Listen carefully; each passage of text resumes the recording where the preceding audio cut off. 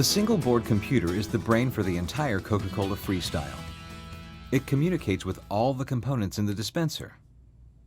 The flow control modules, the quad product modules, the power supply module, the push-to-pour button, the ADA keypad, and the touchscreen.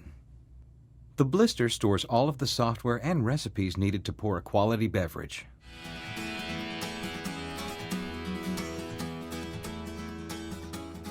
The first step is to open the upper and lower doors and turn the power to the dispenser off. To do this, perform the secret handshake as described in the introduction. The lower door will pop open. Manually open the upper door. Locate the power switch and turn it off. Remove the cables from the back of the blister. There are two USB connectors, one for the RFID scanner and one for the cell modem. Then remove the Ethernet connector, the modem connector, the power from the PSM, the ADA keypad, the ice lever, the service light, and the dynamic ribbon lighting.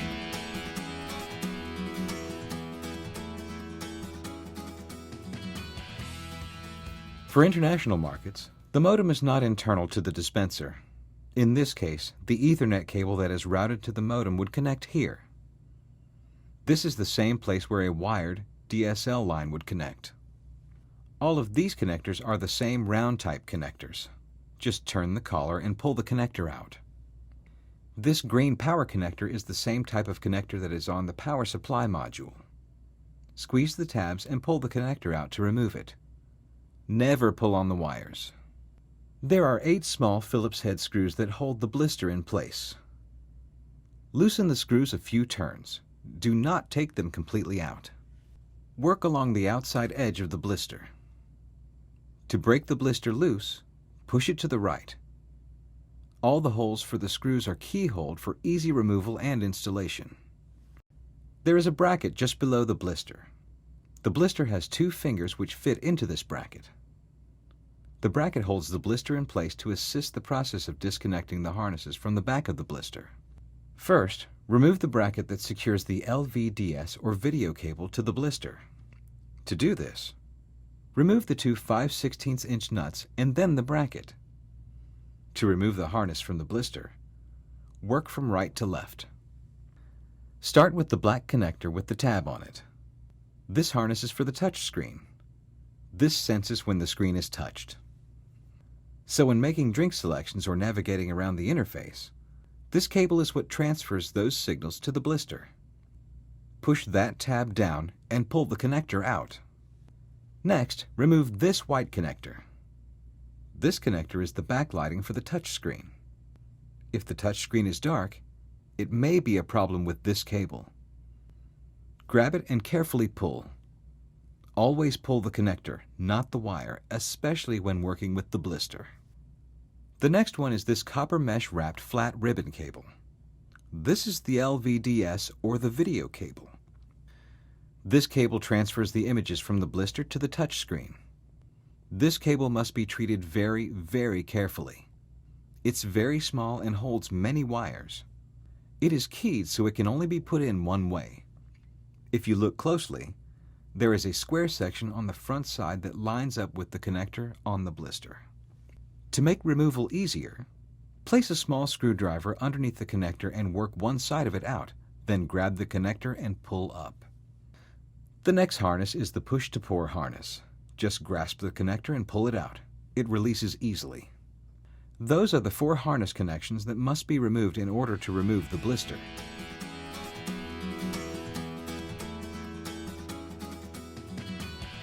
With all cables disconnected and out of the way, the new blister is ready to install. Replace the old blister with a new one in the bracket. Start on the left and work to the right, reattaching the harnesses. Here's the push-to-pour harness. There's a little guide on the backside of the connector. It lines up with the key on the blister itself. Just push it down and make sure it seats flush. On the LVDS or the video cable, there are some small, square cutouts on the very edges. They will line up with the matching cutouts on the blister side. Line up the connector and push it straight down. The white cable has several keys on the edges. These two strips should be lined up. You will hear them snap into place. Finally, the touchscreen connector snaps right into place. Install the bracket that secures the LVDS cable to the blister. If the blister is not easily lining up or pushing out at the bottom, it may be the video cable is not tucked properly inside. The video cable should be stowed inside this space inside of the touchscreen. Tuck all these in there before you start. Now line up the keyholes in the blister with the 8 screws. Line up the keyholes, push the blister to the left, and the screws should lock it into place. Then tighten the 8 screws securely. When the blister is reattached and the 8 screws are secured, start reconnecting the harnesses. Place the connector and wiggle it until the notch and the tab match. Then push down and lock the connector into place. Connect the dynamic ribbon, which is the door lighting. The procedure is the same.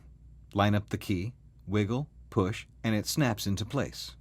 Next, connect the service light here. Look for the key, wiggle the connector, push it into place. Start here with the ice lever. It's labeled and keyed. There's a little notch and it will correspond with a tab on the inside of the connector. Next is the ADA keypad. The cable routes up along the side, through these little white clips, and it connects here to the ADA keypad spot.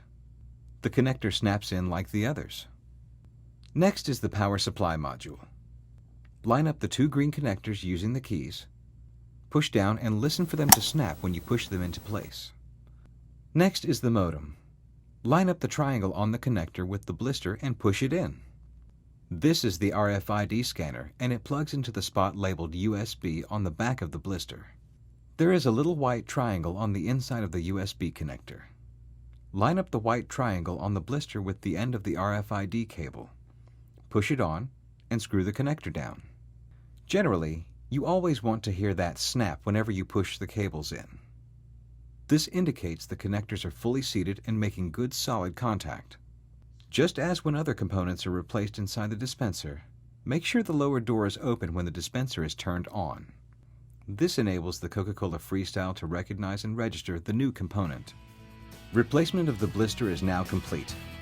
Close the upper and lower door and the Coca-Cola Freestyle is ready to be placed back into service.